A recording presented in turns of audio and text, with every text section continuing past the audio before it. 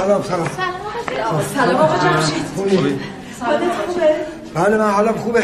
این سالان از شما بگم. شهرزاد چطور حالش خوبه؟ بله حالش خوبه. خونه بزرگ آقا بودیم یکی هم حالش بد بود آورد. آره آقا جان چیزی نشده. نگران خبر شده؟ نه چه خبری شده نگران. سلام علیکم. تبریک میگم بهتون. باید شیرینی بدین. دخترتون حامله است. تبریک میگم. خانم تو رو خدا چی گفتی راست میگی؟ بله آقا دروغ هم چیه؟ یعنی زنم باردار؟ بله ایشون حاملن. مگه دیوونم دروغ بگم؟ اونم تو بیمارستان؟ بیاره بگی واسه همه بیمارستان خیلی زیادی اینا. ببین اینم مال خودت. خانم پرستار میشه اومد تو؟ خواهش میکنم بفرمایید. برو بابا جان. بفرمایید بابا جان. ای بابا.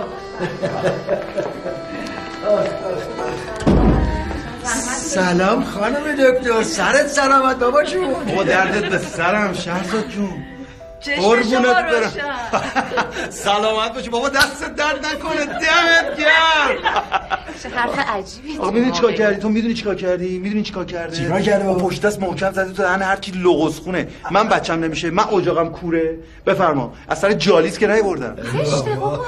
نه والا دیگه غیر اینه. آقا جمشید بیا یه محکم بزن تو این فک که من بره بچسب دروازه شهر ری. من بفهم بیدارم. این حرفا چه بابا جان؟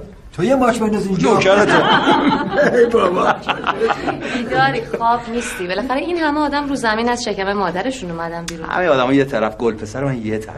از کجا مرا گل پسر باشه؟ حالا فرق نمیکنه گل دختر. مهم اینه که دهن اونا چی بسته شد. مهم اینه که تو مادرشی، تو مامانشی، من باباش. شهرزاد جون ما بیرون منتظر میمونیم. آقا جمشید ما بیرون منتظر. کاری داشتی بریم. آبی امشب خونه من یاد گفته باشم حرف من نیست، حرف هم از خودشون روشون نمیشد، من انداختن جلو بگم. شما هم تشریف بیارین آقا قباد. من که خدامه، ولی خب یه خود گرفتارم. شهرزاد جون میدونه. بابا دلم من مطمئنم تو هم خیلی پدر خوبی میشی. مطمئنم این بچه کمکت میکنه که ترساتو بذاری کنار، همونی بشی که میخوای، هر جوری که دوست داری زندگی کنی. من تا حالا نمیدونستم از این دنیا و از این زندگی چی میخوام. الان دیگه میدونم. این خودش بهترین دلیله. میرم صاف وای میسم جلو بزرگ آقا بهش میگم بزرگ آقا من زن من خب پا به ماهه. عین 10-12 رو میخوام بمونم ور دلش. چی میگی شما؟ اگه من فیلم حاملگیم 12 ماه طول بکشه. چیه؟ چرا اینجوری نگاه میکنی؟ قربونت برم.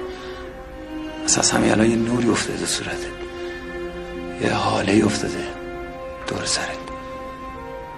بی خود نیست میگن بهش زیر پای مادران هستا.